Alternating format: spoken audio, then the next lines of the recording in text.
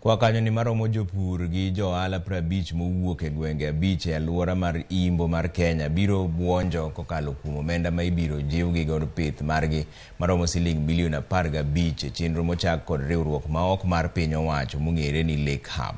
Jopurgo mar pith gwen, pith olemo mar matunda kata passion fruit, pith mar kich kod mar njugu e gwenge ma Kisumu, Siaya, Kakamega, Bungoma to kod Kakamega biro yudo siling 300 ng'ato ka ng'ato magibiro jiwo godo pith margi tok tiegruok kendo puonj gi yore mag yudo chiro mondo gidongre godo giwegi.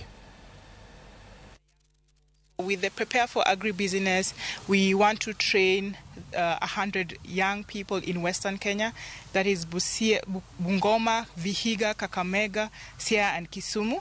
And these young people will go through a vigorous training where we'll train them on pitching, financial readiness, how to raise funds.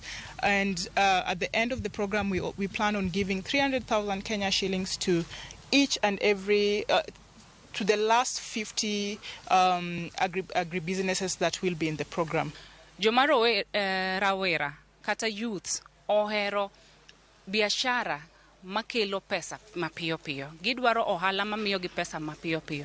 Koro king'iyo ohala kata mar gwen, sama ng'ato okawo gwen matindo tindo kata gidwa hatch, iyudo ka gwen dwaro kata dweche 2 kata dwe achiel. To gwen ni gin ready nyalo tere chiro. Koro mae momiyo wa target value chains 4 gi, nikech wayudo ni value chains gi ema kelo yuto mapiyo to miyo rawera nyalo bedo involved kendo miye time kendo miye passion dedication madwarore mondo gitimo ohala gi.